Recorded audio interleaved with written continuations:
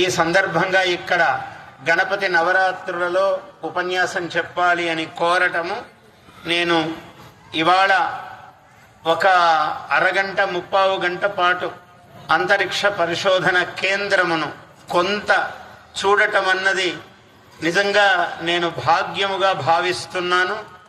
కారణం ఏమంటే, చప్పట్లు కొట్టండి, మంచిదే, మీకు సంబంధించిన అంశమే. ఎందుకు గొప్ప విషయము అంటే, జ్ఞానము విజ్ఞానము అని రెండు ఉన్నాయి. జ్ఞానము అన్నది పారలౌకికమునకు సంబంధించినది, అంటే భక్తి, ఆధ్యాత్మికత, వీటన్నిటితో ముడిపడినది జ్ఞానము. విజ్ఞానము భౌతికమైన పరిశోధనలతో కూడుకొని ఉన్నది. ఈ రెండిటికి పెద్ద భేదమేమీ లేదు, రెండూ ఒకటే. ఇలా వెళ్ళినా కలిసేది రెండు, ఇక్కడ ఇలా పైన కలుస్తాయి రెండు కూడా. అందువల్ల ఈ తత్వము మనం ఎరిగి ఉండాలి. ఎన్ని మనం పరిశోధనలు చేస్తున్నా ఇవన్నీ విజయవంతం కావాలి అంటే భగవంతుని అనుగ్రహం ఉండాలి ఎప్పుడు మన మీద. అంతరిక్షాలకు వెళ్ళినా కూడా, ఎంత దూరము వెళ్ళినా భగవంతుని యొక్క కృప ఉంటేనే మళ్ళీ మనము క్షేమంగా రావటము, విజయముతో రావటము. ఒక అంశాన్ని మనము గగనమండలిలోకి పంపించినాము అంటే అది విజయవంతమైన ఫలాలను మనకు అందించాలంటే భగవంతుని యొక్క అమేయమైన, అపారమైన, అనంతమైనటువంటి శక్తి అక్కడ పనిచేస్తూ ఉండాలి. అటువంటి అనుగ్రహంతో కూడుకున్నవే ఇవన్నీ కూడా.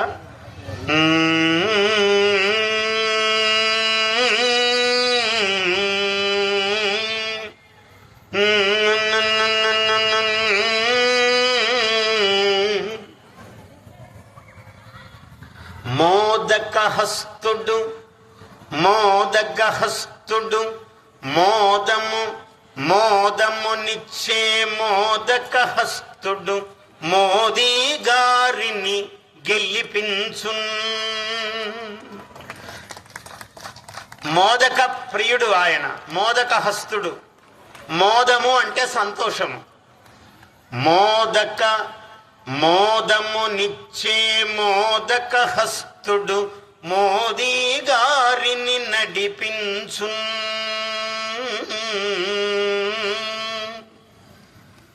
నారాయణుడే నతముఖుడౌ,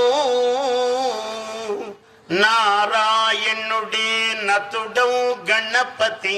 నారాయణమూర్తి ఉన్నా కూడా గణపతికి ఒక నమస్కారం చేసి వెళ్ళవలసిందే. నారాయణుడే నతుడౌ గణపతి నారాయణునకు జయమిచ్చు.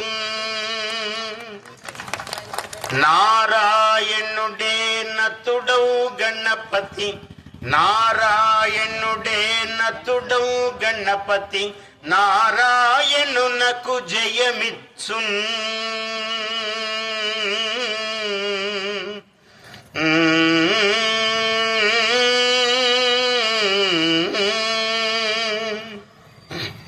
అంతరిక్ష పరిశోధన కేంద్రము, అంతరిక్ష పరిశోధన కేంద్రము అంతకంతకు ఎదుగునుగాక. అంతరిక్ష పరిశోధన కేంద్రము అంతంతై దివికంతంతై త్రివిక్రముని వలె వెలుగునుగాక. వామనుడు త్రివిక్రమావతారము దాల్చినట్లుగా ఈ అంతరిక్ష పరిశోధన కేంద్రము అంత అంత అంత అంత వెలుగొందునుగాక. భారతీయమౌ జయ కీర్తి, భారతీయమౌ జయ కీర్తి పతాక, భారతీయమౌ జయ కీర్తి పతాక ప్రపంచమందున వెలుగుగాక. భారతీయమౌ కీర్తి చంద్రికా ప్రపంచమందున వెలయుగాక.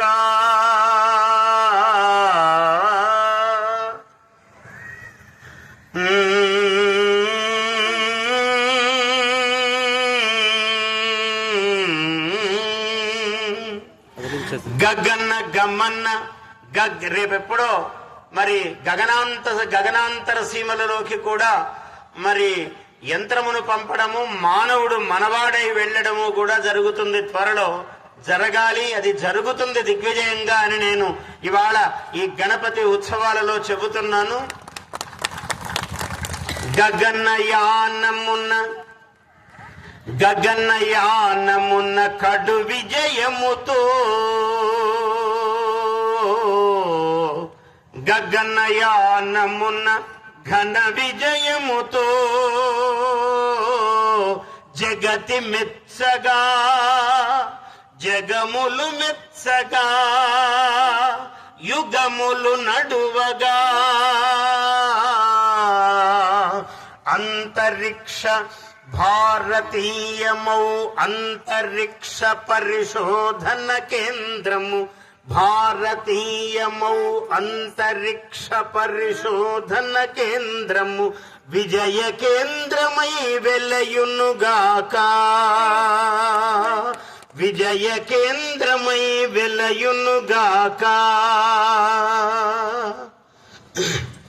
56 గణపతి మూర్తులు షట్పంచాశత్ అన్నారు.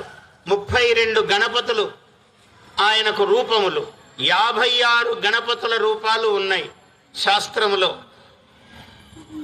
56 గణపతి మూర్తులు 56 గణపతి మూర్తులు అనంత ప్రభతో వెలయునుగాక అనంత జయమును ఇచ్చునుగాక. ఆ గణపతి సర్వశక్తిమంతుడై ఇటువంటి మానవ కృతమైనటువంటి ప్రయత్నాలు చాలా గొప్ప ప్రయత్నము. మీరందరూ ధన్యులు. ఇందులో పనిచేస్తున్నటువంటి వ్యక్తులందరూ కూడా ప్రతి వ్యక్తి ఒక శక్తి. ఇది చిన్న ఉద్యోగము పెద్ద ఉద్యోగము అని లేదు. ఇందులో ప్రతి వ్యక్తి కూడా ఈ గొప్ప పనిలో భాగము పంచుకోవటమే. గరుత్మంతుడు అమృతాన్ని తీసుకురావడానికి మాతృ దాస్యమును తల్లి దాస్యమును పోగొట్టడానికి గరుత్మంతుడు బయలుదేరాడట. అందరూ గొప్ప పనులు చేయలేరు, కానీ గొప్ప పనులు చేసే వాళ్లకు ఎవరైతే సహకారము చేస్తారో, ఎవరైతే ఆనందిస్తారో, చాలా గొప్ప పని చేస్తున్నావయ్యా అని చప్పట్లు కొడతారో వాళ్ళందరికీ కూడా పుణ్యభాగం ఉంది అన్నారు. ఎందుకంటే గొప్ప పని అందరు చేయలేరు, ఎవరో కొందరు ఉంటారు. దానికి ఒక రూపం కావాలి, ఒక నారాయణన్ కావాలి. ఆయనకు చుట్టుపట్టు నిలబడే వాళ్ళు మరి మన సునీల్ గారు లాంటి వాళ్ళు ఎందరో ఉద్యోగులు. ఇక్కడ పెద్ద ఉద్యోగమా చిన్న ఉద్యోగమా అని లేదు, ప్రతి వ్యక్తి కూడా ఇందులో పనిచేస్తుంటే ధన్యుడే. ఒక పెద్ద దేవాలయం ఉంటుంది, ఆ దేవాలయంలో ప్రతి చిన్న శిల్పము కూడా గొప్పదే, ప్రతి స్తంభము గొప్పది.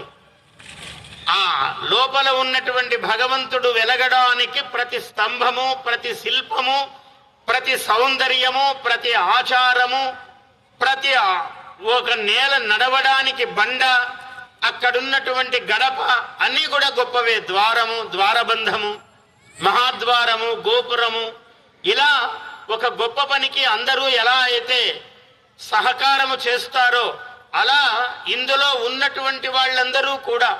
ఎప్పుడో నేను చదివాను, ఒక సైకిల్ మీద పెట్టుకుని అంతరిక్ష పరిశోధన ప్రారంభము చేసిన నాటి నుంచి ఇవాళ ఇన్ని వేల మంది ఉద్యోగులు ఉండేటట్లుగా, నిరంతరము పని ఉండేటట్లుగా, నిరంతరము విజయ పరంపర కొనసాగేటట్లుగా ఈ అంతరిక్ష కేంద్రము ముందుకు వెళుతున్నది అంటే ఇది ఎంత మహిమ!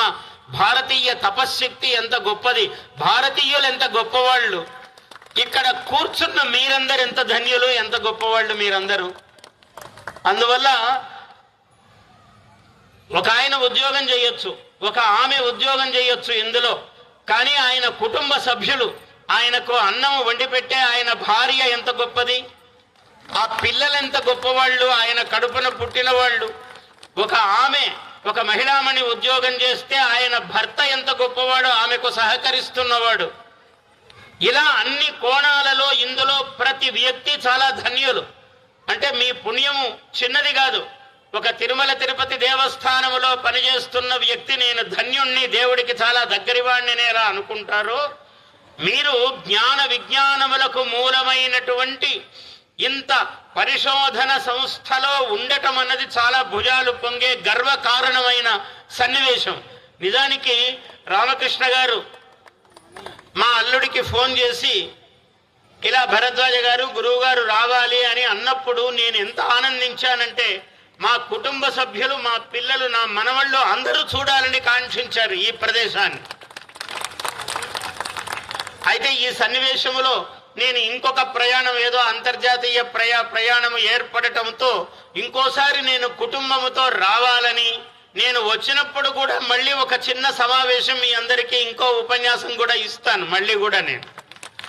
ఎందుకంటే అప్పుడు నా కోసం వస్తాను నేను నా కోసం వచ్చినా మీకోసమే మళ్ళీ అది కూడా.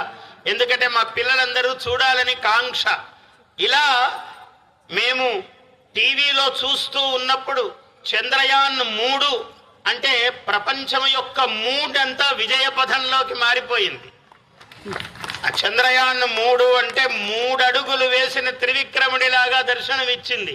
ఆ 3 చాలా గొప్పది, ఆ 3 సంఖ్య చాలా గొప్పది. కాబట్టి మన వేదాలలో ఎన్నో విషయాలు చెప్పారు. చంద్రమా మనసో జాతః చక్షో సూర్యో అజాయత యోపాం పుష్పం వేద పుష్పవాన్ ప్రజావాన్ పశుమాన్ భవతి చంద్రమా వా అపాం పుష్పం పుష్పవాన్ ప్రజావాన్ పశువాన్ భవతి య ఏవం వేద అన్నాడు. చంద్రమా వా అపాం పుష్పం, చంద్రుడు అపాం పుష్పం అన్నాడు. జలములలో ఉన్నటువంటి పుష్పము అన్నాడు. చంద్రయానంలో నీళ్లున్నాయనే తెలిసింది, నీళ్లే ఉన్నాయని తెలుస్తుంది రేపు ఇంకా వివరాలు తెలిసినప్పుడు.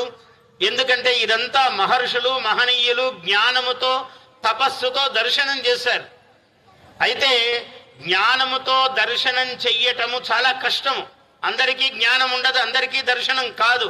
అలాగే భౌతికమైన ఇలాంటి పరిశోధన చెయ్యటము కూడా చాలా కష్టం. చాలా గగనాయమానమైన పని. గగనంలోకి వెళ్ళాలి కదా, మరి చిన్న పని కాదు. ఏ చంద్రుణ్ణి గురించి మన పురాణాలు, ఇతిహాసాలు, మన వేదాలు అత్యద్భుతముగా కీర్తించి ఇన్ని గొప్ప విషయాలు అని చెప్పాయో, ఏ చంద్రుణ్ణి మన గణపతికి శిరస్సున ఆయన ఇలా చంద్రవంక నెలవంకన పెట్టుకున్నాడు అని చెప్పారో, గణపతి ఇంత లావు ఇంత బరువు కదా, ఆకాశంలోకి ఎలా పోతాడయ్యా అని అనిపిస్తుంది. కానీ ఆకాశంలోకి వెళ్లే కొద్దీ పదార్థం ఎలా తేలికబడుతుందో మీ అందరికీ బాగా తెలుసు. ఇక్కడ పనిచేస్తున్న వాళ్లకు కొంత దాకానే బరువు ఉంటుంది, తర్వాత ప్రతిదీ తేలికైపోతుంది. అందుకని గణపతి కూడా చాలా తేలిక. ఆయన పైకి వెళ్లే కొద్దీ తేలిక, కిందికి వచ్చే కొద్దీ బరువు. మనం కూడా అంతే, కిందికి వస్తే బరువు భూతత్వము, పైకి వెళ్లే కొద్దీ ఆకాశతత్వము. గణపతి ఆకాశములో నుంచే మొట్టమొదటిసారి పుట్టాడు ఓం అన్న శబ్దముతో. ఆ ఓంమే ఆయన ముఖముగా ఓంకారముగా ఏర్పడింది. ఈ ఓం ఇలా ఈ ముఖాన్ని ఇలా పక్కకు తిప్పండి, మీకు ఓం కనిపిస్తుంది గణపతి ముఖంలో. కాబట్టి ఓంకార రూపంగా మొట్టమొదట గణపతి పుట్టాడు అన్నారు. అనేక పర్యాయాలు పుట్టాడు ఆయన. ఎందుకు అన్నిసార్లు పుట్టాడయ్యా అంటే, ఈ కోటాను కోట్ల యుగముల కాలము గడిచింది. ఇంత మహాకాల ప్రవాహంలో ఎప్పటికప్పుడు ఆయన రాక్షసులను సంహరించి, రాక్షసులంటే ఏమిటి పనిచేసినప్పుడు మీ అందరికీ బాగా తెలుసు. ఒక అంతరిక్ష నౌక పైకి వెళ్ళాలి అంటే ఎన్ని ఆటంకాలు దాటుకొని వెళ్ళాలి. నిమిషము ఏమి ఆటంకం వస్తుందో అని దాన్ని పరిశోధన చేసుకుంటూనే వెళ్ళాలి. వెళ్ళి విజయ పతాక ఎగురవేసింది అనే దాకా మనిషికి అసలు చాలా అటెన్షను టెన్షను రెండూ ఉంటాయి మీ దగ్గర. టెన్షన్తో కూడుకున్న అటెన్షన్ అంటే అనేకాగ్రతతో కూడుకున్న ఏకాగ్రత ఉంటుంది. అందుకనే ఒక పని చేసేటప్పుడు గణపతి 16 నామాలు ఎందుకు చెప్పారు మనం అన్వయించుకోవాలి. సుముఖ అన్నాడు. మంచిది, ఏ పని చేసినా సుముఖంగా ఉండాలి, నవ్వుతూ మొదలు పెట్టాలి. నీ ముఖం బాగుండాలి, ముందు పనిచేసేవాడు నవ్వుతూ ఉండాలి, హాయిగా పక్క ఉన్నవాడు నవ్వుతూ ఉండాలి. వాడెవడు ప్రశ్నార్థకమైన మొహం పెట్టుకొని ఉండరాదు. సుముఖ అన్నాడు. మొట్టమొదటి పేరు ఆయనది అదే చెప్పాడు. అందుకని సుముఖ, ప్రశాంతంగా ఉండాలి. ప్రశాంతతనే కాదు, సుముఖము, కార్యము అవుతుంది అనేటువంటి ముఖం కలిగి ఉండాలి. తప్పకుండా విజయం సాధిస్తాం. 24లో మనం జయధ్వానం నాటుతున్నాం అని 23 నుంచి 22 నుంచే ఉండాలి. ఉంటేనే 24కు విజయపథం చంద్రుల్లో అడుగు పెడతాం. సుముఖ ఏకదంత అన్నాడు. 2 దంతాలు ఉన్నాయి ఆయనకి. ఒకటి ఇహము, ఒకటి పరము. మనకు లోకమంతా ఒకటి, మనం ఆశయం ఒకటి. ఈ 2 పక్కన లోకం వదిలేరా అన్నాడు. కౌరవులు పాండవులందరికీ ద్రోణాచార్యుడు అస్త్ర విద్య నేర్పిస్తున్నాడు. దుర్యోధనుణ్ణి పిలిచాడు. ఓ చెట్టు ఉంది,